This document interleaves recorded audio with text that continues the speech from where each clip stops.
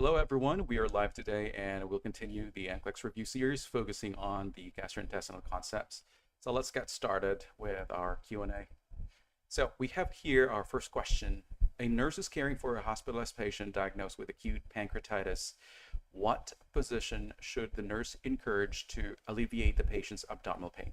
A, prone, B, supine with legs straight, C, side lying with a bed flat, D, sitting upright with the trunk flexed. Now take note, our patient here has an acute pancreatitis. The correct answer for this question is letter D. The reason for that, it's going to promote optimal pain control, especially for these patients with acute pancreatic pain. Sitting up with a trunk bent forward can actually help relieve the discomfort. It will also reduce the tension in the abdominal area, and the other positions can actually aggravate the pain, especially for the prone position in letter A. This can increase the pressure on the abdomen and does not help relieve the pain at all. And if you answered letter B, supine with legs straight, this will keep the abdomen extended and can cause more pain. And if you answered letter C, side lying with a bed flat, although side lying can offer some pain relief, but it is not as effective as the sitting position with the trunk flexed. Let's move on to the next question here. An elderly patient, 73 years old, is admitted with pancreatitis. Which assessment tool would be most suitable for the nurse to use during the admission process? Is it A, mini mental state examination, B, drug abuse screening test, C, screening test geriatric version, or is it D, clinical institute withdrawal assessment of alcohol scale? That is revised, or this is what we call as the CWA-R. What do you think would be the correct answer to this question?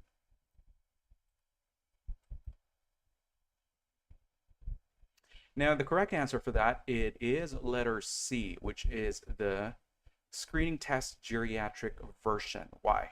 This is a specific tool that will screen those people with alcohol use disorders, especially in older adults. And this is going to really assess if they are at risk or if they are consuming alcohol. And if the SMASTG indicates potential use of alcohol or maybe abuse of alcohol, then the next screening tool, which is letter D, the CWA-R, will be done after to evaluate for any withdrawal symptoms. Now, we know that letter A, which is the mini mental state examination, it is something that we use for assessing cognitive function, but it is not relevant in evaluating alcohol use. If you answered letter B, drug abuse screening test, this can assess for substance abuse, but it is not specific to alcohol, and it is less appropriate than the letter C. Alrighty, let's move forward to the next question, our number 3. Hello, Stella.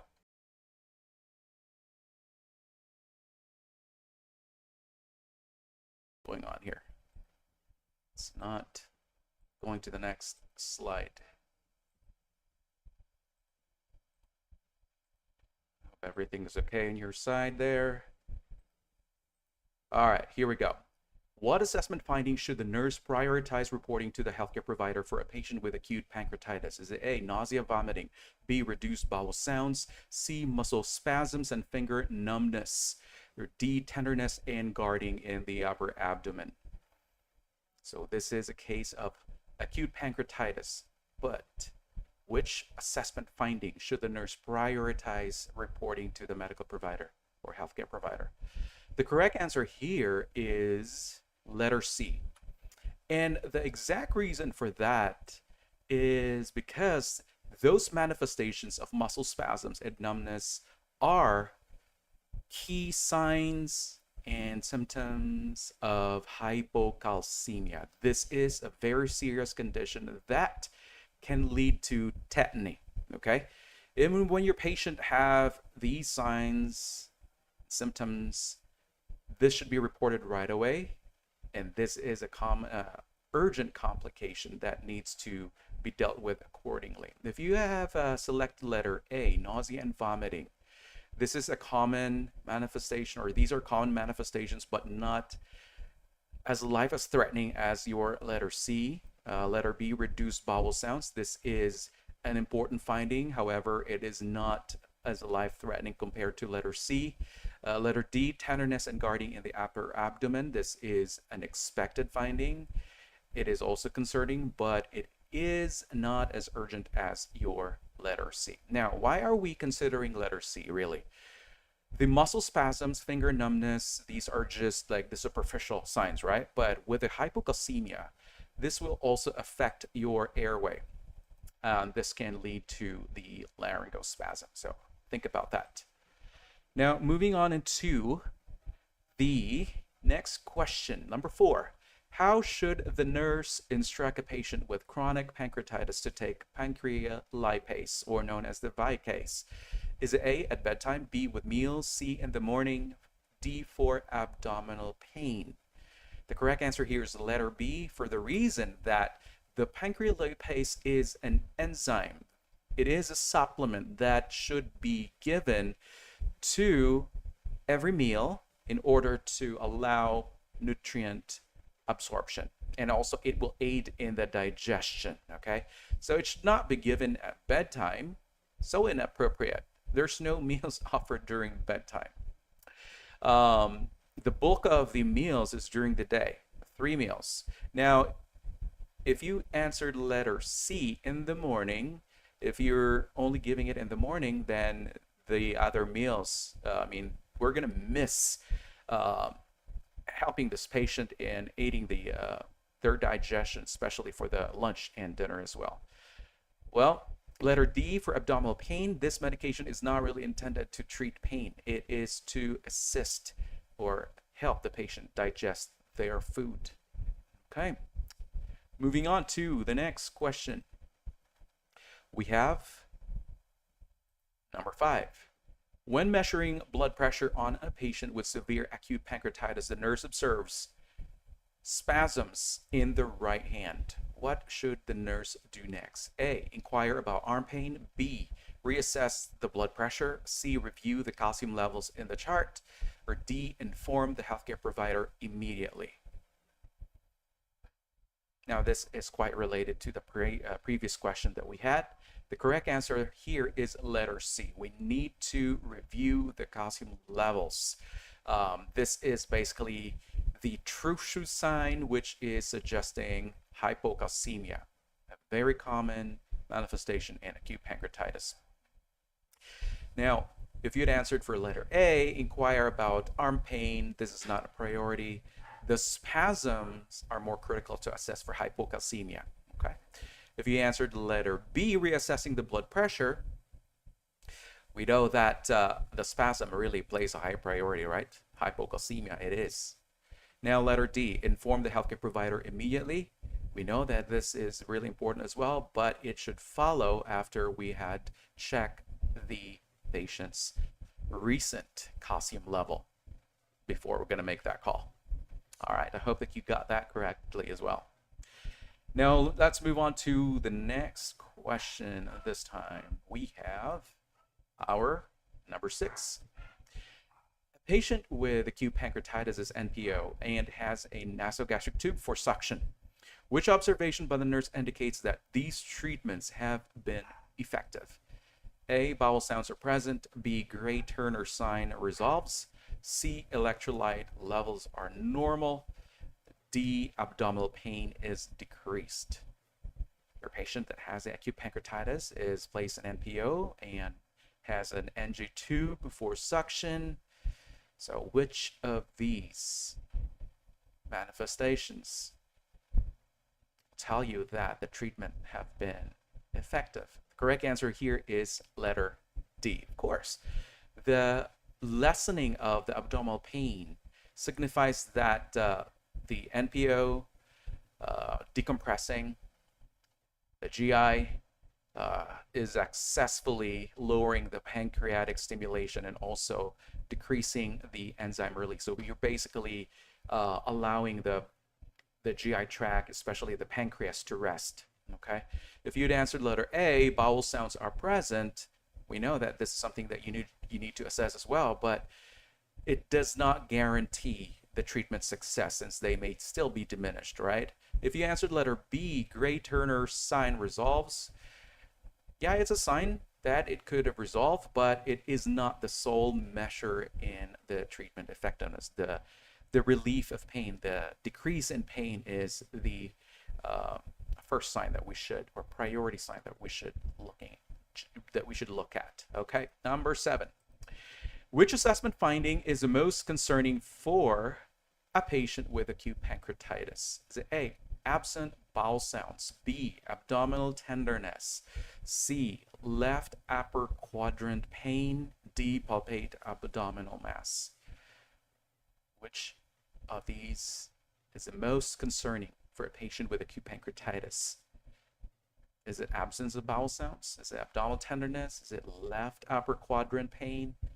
Or D, palpable abdominal mass? The correct answer this time, it is letter D.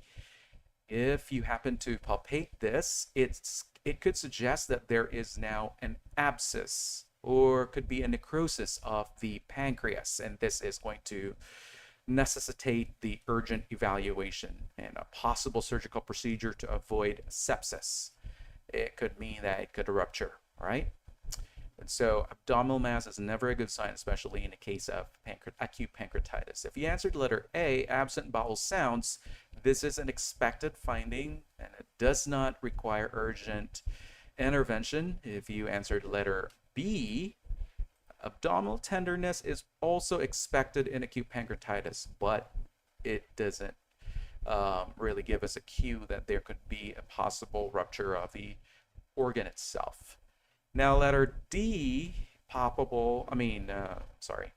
left upper quadrant pain. It is also a common symptom, but it does not indicate emergency in this scenario. Number 8, when planning care for a patient with severe acute pancreatitis, which patient outcome should be prioritized? Is it A, maintaining normal respiratory function, B, expressing satisfaction with pain control, C, developing ongoing pancreatic disease, or D, having adequate fluid and electrolyte balance? We're talking about severe acute pancreatitis here. So, which one of those are going to be worried with respiratory function? Is it the satisfaction of pain control, or is it the electrolyte and fluid issue? The correct answer here, guys, it is letter A. Maintaining an normal respiratory function is of utmost priority because we know that respiratory failure can occur with the severe acute pancreatitis. Okay. Now, take note about the hypocalcemia that is involved in this problem. If you'd answered letter B, expressing satisfaction with pain control, this is a secondary, it doesn't take priority around this time. Letter C, developing no ongoing pancreatic disease. This is a long-term goal. It is not immediate. If you'd answered letter D, having adequate fluid and electrolyte balance, this is also important. Also a priority, but it is going to be less critical compared to our respiratory function. Think about the ABCs here. Now, number 9, if the central venous oxygen saturation, or the SCVO2, is decreasing in a patient with severe pancreatitis, what should the nurse assess to identify the potential cause? Is it A, lipase level, B, temperature, C, urinary output, D, body mass index? Your patient's central venous oxygen saturation is going downhill. What you should do next to further assess the possible cause of this decrease? The correct answer here, guys, is letter B, temperature. Assessing the temperature can raise the metabolic demands, which can lead to much lower oxygen saturation in the blood. So We need to do this in order for us to understand what has caused the drop in the SCVO2. If you answered letter A, lipase level, this is important in diagnosing pancreatitis, but not for assessing the SCVO2. If you answered letter C, the urinary output, this is also important for overall assessment, especially with the kidney function, but not related to the oxygen saturation. And letter D, it's not relevant in evaluating the SCVO2. How are we doing? All right. Welcome, everyone. For those who just joined us, we are midway in our Q&A today, so we got more questions for you. Now, number 10. Which lab result should the nurse monitor to evaluate the effectiveness of treatment in a patient with acute pancreatitis? Is it A, calcium, B, bilirubin, C, amylase, D, potassium? Look at the stem of the question. Should the nurse monitor to evaluate the effectiveness of treatment? The correct answer here, guys, is letter C. The amylase levels are typically elevated in acute pancreatitis, and this is something that we should be monitoring in order for us to assess how well the treatment is working for this patient. Is it effective, right? Since we are really going to promote the resting of our pancreas, right? We don't want our pancreas to get overwhelmed with giving them food or any ice chips. Those are things that we should refrain giving during the acute phase. Usually our patients should be placed NPO. We're going to have to treat their pain. Their pain is excruciating, no joke. They're going to be given a lot of pain medications, PRN, in order to control the excruciating pain. Now, if you answered letter C, the calcium, the changes here can also happen, but they are not the main focus for evaluating the treatment. For B, bilirubin, although it can indicate some issues or complication, it is not really the true marker of the treatment response. If you answered letter D, potassium, it is also important for us to monitor the electrolyte, but it is not directly indicative of the effectiveness in the therapy. Okay, so amylase is the enzyme that you should be looking at daily. And again, take note about the value. It's supposed to be around 30 to 110 units per liter, though it can vary slightly from one laboratory to the next. This is one of the enzymes that you should look at, okay? Take note that this is something that can be easily observed in the first 24 hours or at the onset of pancreatitis. Take note about the amylase, and it can remain elevated within 3 to 7 days after the onset of the pain, right? Please take note that not just pancreatitis will be the problem that can cause the elevation of the amylase, but there's others. We got the cholecystitis, could be bowel obstruction, could be peptic ulcer, or could be salivary gland disease, could be parotitis or mumps. Now, have to look into the chart completely. Make sure you do your thorough review. Now, aside from the amylase, we also need to look into the lipase, which is actually another enzyme that is actually greater. I mean, it is much more specific to the pancreatic injury. So if you're going to have to compare between the two, amylase and the lipase would be much more specific to pancreatitis. Okay, it can also be elevated. This can be about elevated 3 times more than the normal range, and it can be elevated for a duration of about 2 weeks. Okay, so again, amylase and lipase are the two main enzymes that will be that we should be looking at in a case of acute pancreatitis. All right, I hope that you're writing down notes. Alrighty, let's move forward to our question number 11. A patient diagnosed with acute pancreatitis 5 days ago is experiencing respiratory distress. Which finding should the nurse report to the healthcare provider? A, arterial oxygen level of 46 mmHg, or B, respirations of 12, C, absence of adventitious lung sounds, D, oxygen saturation of 96 on room air. This is easy to spot, guys. eliminate letter D right away. That is a normal oxygen saturation. Letter C, absence of adventitious lung sounds, no abnormal sounds. Well, perfect, right? Respirations of 12. This is the lower end of our normal range of 12 to 20. So eliminate that as well. We have to pick letter A, arterial partial oxygen level of 46 mmHg. This is indicating severe hypoxemia. Normally it should be about 80 to 100, right? The partial pressure. Okay, moving on to number 12. We have, while monitoring a patient with pancreatitis for early signs of shock, which condition makes managing shock particularly challenging in pancreatitis? Letter A, severity of intestinal hemorrhage. B, vasodilating effects of the kinin peptides. C, tendency towards heart failure. D, frequent occurrence of acute tubular necrosis.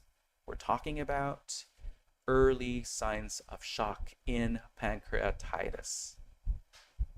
Okay, which condition makes managing shock particularly challenging in pancreatitis?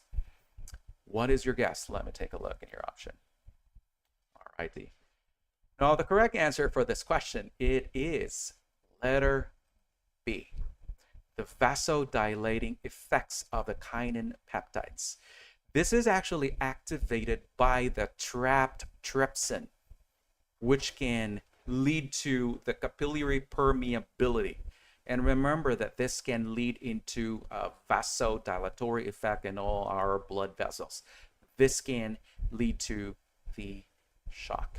Okay, this is very difficult to actually manage, and there's a lot of stuff that needs to be taken care of around this time. Gonna have to deal with IV fluid boluses, vasopressors as well. If you answered letter A, severity of intestinal hemorrhage, look at the word here, intestinal hemorrhage. It can happen, but we know that our problem here, it is our pancreas, right? It typically happens in the pancreas rather than the intestine, so this is not really the main challenge in managing the shock. If you had answered letter C, tendency towards heart failure, it is not primarily associated with a pancreatitis-related shock as well. If you answered letter D, frequent occurrence of acute tubular necrosis, this is a complication, but it is not specifically related to the management of shock in the pancreatitis. So think about the vasodilating effect of the kinin peptides. That's the reason why they are going to have severely low blood pressures. Alrighty, let's have number 13. A patient with acute pancreatitis presents with a blood pressure of 88/40, heart rate of 128 beats per minute, respirations of 28 per minute, and Gray Turner's sign. What should the nurse do first? A, assess urine output. B, establish an intravenous line. C, position the patient on their left side. D, insert a nasogastric tube. Blood pressure is very low. Heart rate, tachy. Respirations, elevated. Gray Turner sign. That's a huge deal. So what you should do here, are you going to do an assessment of the urinary output? We know that this is important, but it is not going to really be prioritized around this time. What you need to do here is to deal with the low blood pressure, which is to basically starting with the IV line in order for us to have that access so that we can administer those IV fluids. If you're going to answer letter C, position the patient on the left side, this can help promote comfort, right, for pain management. But this can't happen after we have addressed the patient's critical needs, which is basically circulation. That is the issue in this question. Circulation, blood pressure. Okay. If you answered letter D, insert nasogastric tube. This is necessary for the patient with the nausea and vomiting, which is not reflected in our scenario. It is not the immediate priority in this case. Okay. Let's have number 14. A client is admitted with acute necrotizing pancreatitis. Lab results are pending and a peripheral IV has been placed. Which order from the healthcare provider should the nurse question? A. Infuse a 500 ml normal saline bolus. B. Administer calcium gluconate 90 milligrams in 100 ml normal saline. Or C. Initiate total parenteral nutrition at 72 ml per hour. Or D. Insert a Foley catheter. So look for that option that you should question.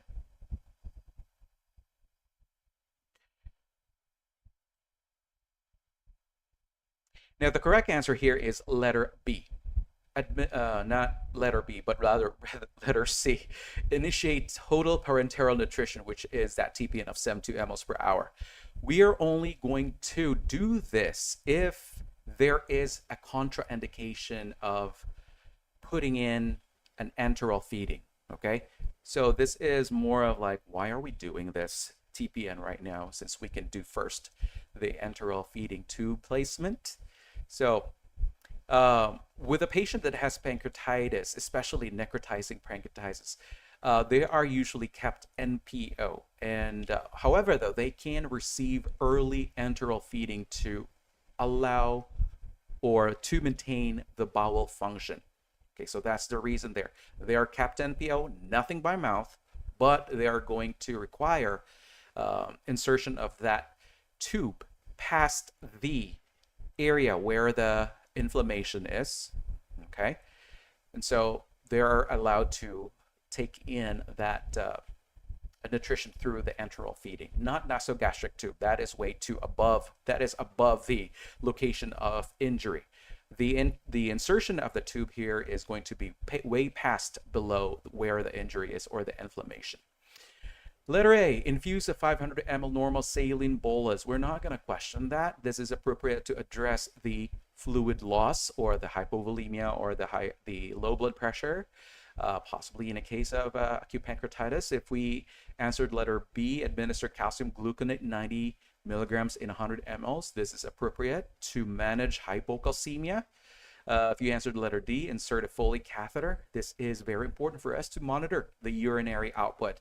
In such a case that our patient has hypovolemia and also the low blood pressure, we need to assess their urinary function as well, or the kidney function. Now let's have number, what time is it? 9:28. Okay, number 15. Which medication should the nurse question for a client with acute pancreatitis? A, furosemide, Lasix 20 milligrams IV push. B, imipenem, Primax, and 500 milligrams IV. Or C, morphine sulfate, 2 milligrams IV push. And D, famotidine, Pepsid, 20 milligrams IV push. Which of these meds you should question for this patient being treated with acute pancreatitis? If you answered letter B, imipenem, this is actually appropriate for the treatment of infections associated with acute pancreatitis, and this is often used in cases of necrosis. If you answered letter C, morphine sulfate, this is the preferred analgesic in managing their pain. It is more effective than the Demerol or meperidine. We don't do meperidine anymore.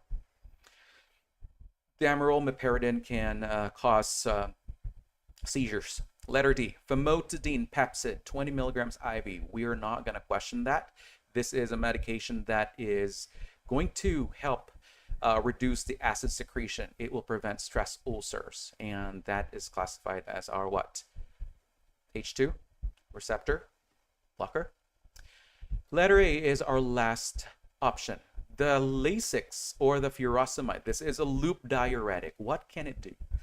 We know that furosemide can actually exacerbate the pancreatitis. This can exacerbate fluid depletion. And we know for sure that when there is pancreatitis, the patient's calcium level will also drop. We know that furosemide can exacerbate this hypocalcemia. It will worsen their condition. So think about the drug effect or the adverse effect of furosemide, especially with the fluids and electrolytes. Okay. Now we'll get this one last question. Number 16, which complication should the nurse monitor for in a patient or in a client with acute pancreatitis? A, heart failure. B, duodenal ulcer. C, cirrhosis. D, pneumonia. If you answered the letter A, heart failure, we know that critically ill patients can have heart failure, right? But we know that heart failure is not really a direct result of acute pancreatitis. It doesn't have any correlation. If you answered letter B, duodenal ulcer, this is associated as, it's also referred as the stress-related ulcer, but they are not a primary concern in acute pancreatitis. If you answered letter C, this is more of a condition that is going to be associated with alcoholic drinking, and this doesn't really happen instantaneously. It takes a while for this to happen. Our only option here is the pneumonia. Patients with acute pancreatitis actually are at a higher risk for this problem because of the inflammation and also the leakage of the pancreatic enzyme, which will affect the lung function. And with this can lead to the atelectasis.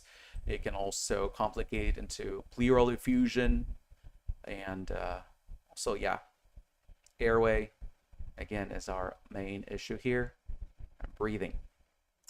All right, so I hope that you're learning something today about our questions, and I'll see you again tomorrow for another session with GI concepts.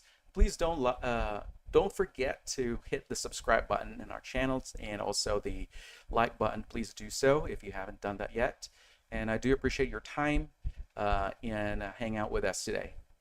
Thank you so much. You have a great day or have a great evening. Bye-bye.